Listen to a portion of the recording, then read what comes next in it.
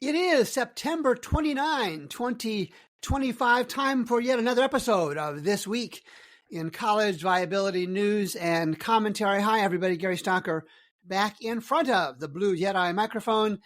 And this, of course, is the podcast that talks about the financial health and viability of public and private colleges, the data and details and perspectives I believe offered nowhere else. And if you would please forward the podcast link to your higher education friends and family and neighbors. No sense in just you getting the latest news and commentary on the whole higher education industry. Access does not equal success. I heard this phrase on an international YouTube clip and I didn't get the source.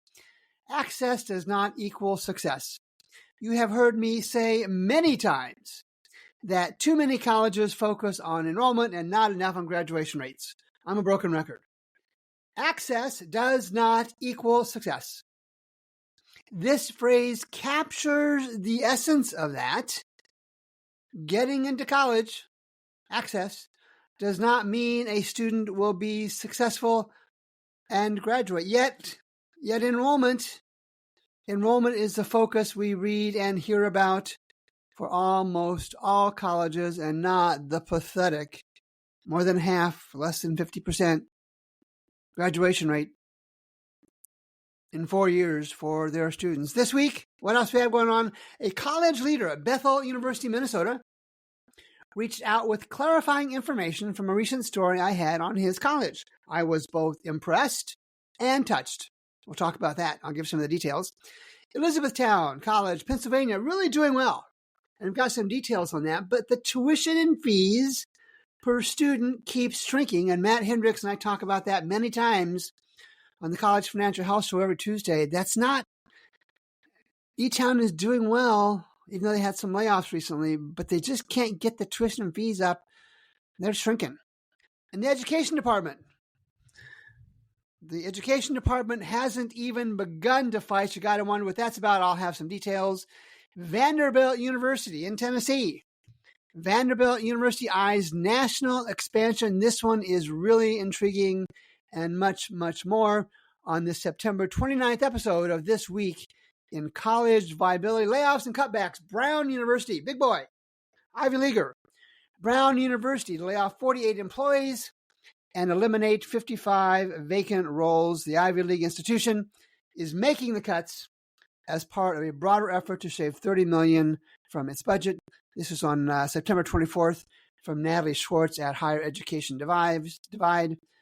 And as always, I'll have the link for all these stories in the show notes. Southern Oregon University, one coast to the next. Southern Oregon University to cut 23 programs and lay off 18 employees. The media announcement reads, the public institution is no longer a comprehensive university. No longer a comprehensive university and must pare down its academic offerings according to a new board-approved plan. This is also known as Can't Be Everything to Everybody. I've talked about that before. And again, this was on Higher Education Dive. Laura Spitalniak had that story on September 25th. They'll also lay off 18 employees and cut roughly 3 dozen jobs. The cuts are intended to stabilize Southern Oregon University following years marked by unprecedented financial crisis, according to a plan approved by the trustees in a 7-2 vote last week. Champlain College in Vermont, going back to the other coast, closing its Ireland and Montreal campuses next year. This was from Jackson Stover on NBC5 in Vermont. And when offered a chance to comment to NBC5, Champlain danced with the statement. And when you dance with a statement, you're going to dance on my sensitivities. And so that set off my data alarm. So to the data we go. Champlain College in Vermont, total operating revenue up 2%. Total operating expenses up 12%. Do the math. That ain't good. That's from 2016 to 2024. The net tuition revenue is down $21 million from $71 million in 2016 to $50 million in 2024. And interestingly, in 2024, to check that number, it might be 2025, they took out a 25% draw of their endowment, 21 quarter of their endowment in one grab, in 1 year. And of course, the typical amount is somewhere in the 4 to 5% range. This one, the good folks at Champlain College, 25%. And that is a crisis dollar grab. And to show they're in trouble, their unrestricted net assets, cash, are down 12% in the last 9 reported years since 2016. Bradley University, let's go to the flyover country, to the middle of the country. Bradley University, Peoria, Illinois, continues to see decline in freshman enrollment. This is from Zach Roth in the Peoria Journal on Peoria Journal Star, on September 23rd. And so what I did, I on my own, I looked at Bradley's complete financial picture last week and then posted a note on social media, LinkedIn, that this college, Bradley University, would be a strong merger partner for other private colleges.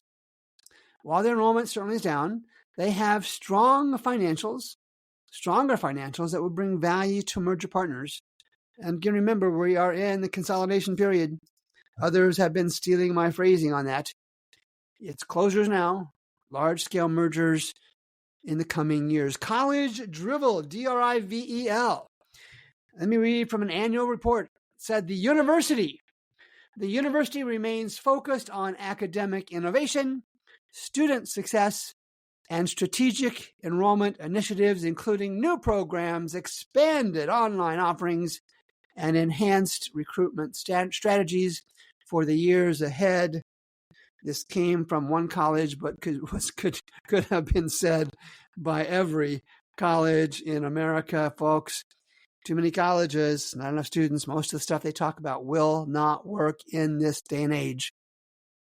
And let's go back to the Bethel University story. And I tell anybody who listens, it's obvious from my podcast, that I lovingly poke the higher education bear. Somebody's got to do it. Somebody's got to question so many of these things that have been assumed to be correct for years, if not decades.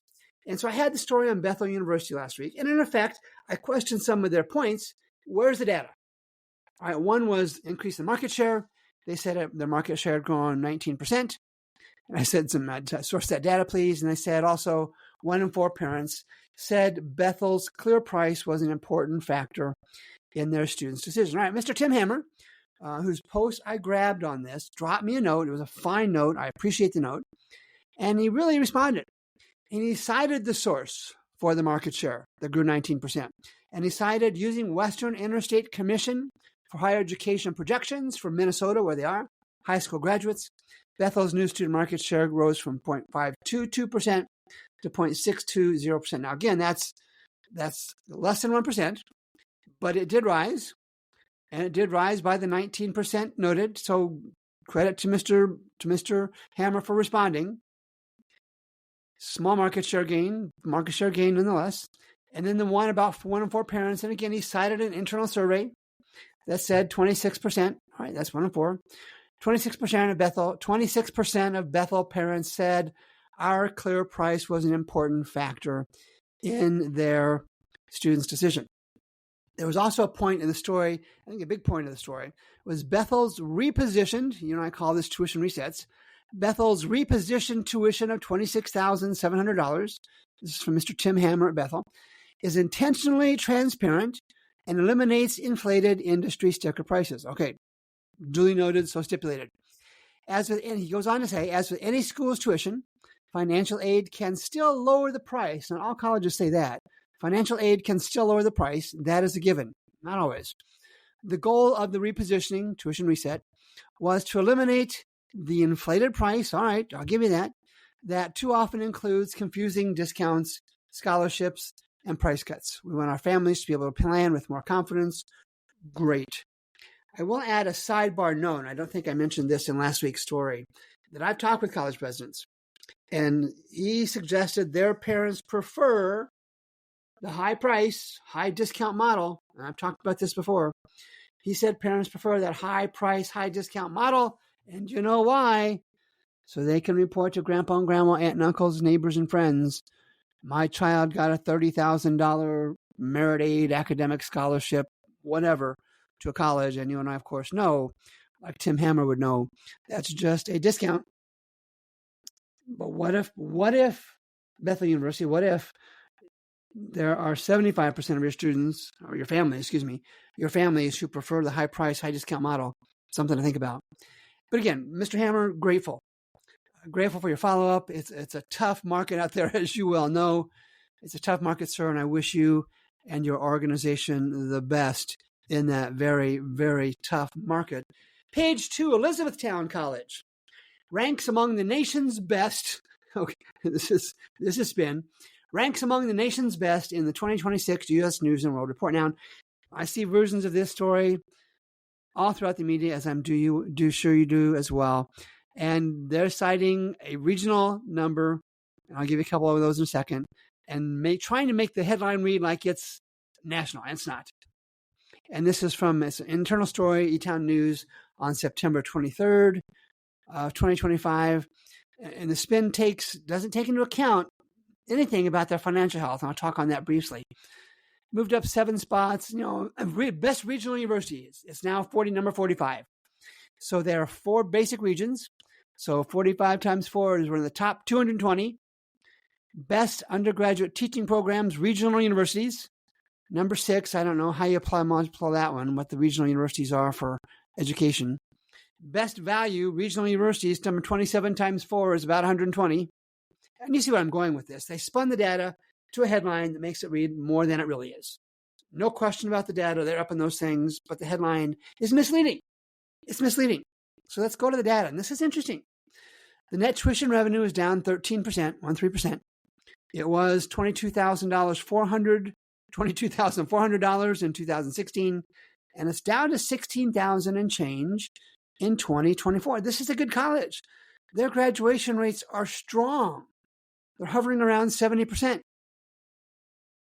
Their total operating revenue was up 27%. The expenses only up 15%. They're doing something well, but they must be giving away the store on tuition discounts. When I looked that up in my iPad's data, it didn't post for some reason. So I'm guessing that the tuition discounts at Elizabethtown College are up too high. All right. So I will cede the self-serving U.S. News and World Report story. Everybody does it. Colleges can say we are number 46 as many times as they want. In my mind, that is unlikely to move students. This is a solid college doing a more than a decent job of managing everything. Yet the fees they can attract to get students to attend keep getting lower and lower. And they know this, and I know this. It's a trend that cannot continue indefinitely. And I still believe, fix the scale. Maybe Elizabethtown and Bradley University should start talking about a merger. It would be best for both to have already started internal discussions about what a merger or 2 or 3 could do for this college. The education department hasn't even begun to fight. This is a New York Times story on September 27th, Jonathan Helwink. And the subheading reads, thanks in part to Biden-era regulatory changes, the Trump administration has a powerful set of tools it could use to threaten institutional eligibility for federal student loans. Again, Jonathan Helwink on September 22nd. He notes in part of the story, the department has the power to conduct an invasive review of an institution's administrative capability if it determines that the college was subject to significant negative action by another federal or state agency. Notably, Mr. Helwink says, the Biden administration did not provide a meaningful definition of what constitutes a significant negative action. Mr. Helwink notes, arguably even the pulling of a single federal grant for any reason would satisfy this provision. He goes on to write, it is hard to say how the Trump administration will interpret this and other similar regulations. But with federal agencies ending grants left and right, and with a multi-front assault on higher education, it is easy to imagine Ms. McMahon embracing the power that the previous administration provided to subject institutions to massive penalties or the loss of student loan eligibility. And this, he writes, is just the beginning. Other changes to institutional financial standards create more ways for Ms. McMahon to turn the screws. And this includes a minimum requirement of a 10% letter of credit. 10% letter of credit. That is a demand that colleges convince a private lender to back 10% of the total amount of federal student aid funds received by the institution each year, even if the department merely suspects certain violations. I've said this before, whatever your political beliefs, I remember I don't do politics, sex, and religion. What's happening with whatever federal policy changes now or even in the future with a different administration, these are just another market factor for an already troubled industry, higher education, to consider. And maybe pure speculation on my part, the Trump administration plans to do what they can to decrease the number of colleges, maybe both private and public, as part of their plans to make higher education better in their mold, whatever that may be. Page 3, Vanderbilt University in Tennessee. Vanderbilt eyes national expansion. The university plans to build a campus in Florida and has leased a site in New York City and aims to establish a foothold in California in its quest to grow beyond Nashville. This was by Josh Moody on September 25th from Inside Higher Education. So Tennessee, Florida, New York City, California, get your map out. That's some interesting geographical coverage. And count me as a big fan. Count me as a big fan. I will follow this for Vanderbilt and track others. You got to think, track other big players, big boys and brand names that do likewise in the coming months and years. Page 4, let's do a wrap. From the James Martin Center for Academic Renewal, Graham Hillard had an exceptionally good article on September 26th. And Mr. Hillard's title read, "College is worth saving. Amen. Universities are broken. Fixing them should be a national imperative." And I'm going to start off by reading just parts of what Mr. Hillard talked about. He notes he could go on, but needn't dwell on the corruption of the curriculum, the utter worthlessness of the accreditation system, amen, the perseverance of illegal admissions preferences, the decline of the liberal arts, the foreign student racket, or the ability of faculty and administrators to dodge public accountability. All right, that's quite the one-sentence indictment and accurate across the board. Graham Hillard goes on to add, what is so often missing from the college debate is something far less easy to measure. He notes that universities turn callow boys and girls, inexperienced and immature, turn callow boys and girls into confident men and women. He says, perhaps that is not worth the expense, the bother, or the ideological headaches, but it is certainly worth something. Much is said about the college return on investment, Mr. Hillard continues, a worthy measure that asks students to consider what they will get for the tuition they pay. The idea, however, that university ROI is exclusively financial overlooks what makes higher education beneficial in the first place, nor can such calculations account for the social value. What ought to not be forgotten, however, Mr. Hillard concludes, is that American higher education is the work of many generations, the envy of the world, and the source still of life-altering value for countless men and women. Amen.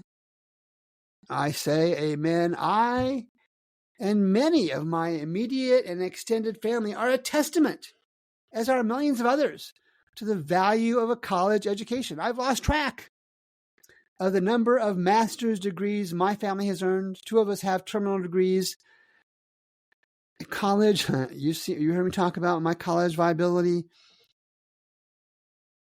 that process. College is worth it. Go if you can. The factor not addressed by Mr. Hillard is that there are hundreds of these colleges, both public and private, not financially capable, probably not even operationally capable, of being able to move callow boys and girls into confident men and women. They just don't have the resources. They're not going to tell you that. That's why I'm here. That's why college viability exists as a business. The news, the data, the apps I use all lead to an objective evaluation of the financial health and viability of these colleges. And I would argue their ability to, as Mr. Hillard says, move callow boys and girls, like I have done for me and millions of others, into confident men and women. As always, let's call that a wrap. Thanks for making time to listen to another episode of This Week in College Viability. I'll be back next Monday with more news and commentary. Until then, thanks, Gary Stocker, for College Viability.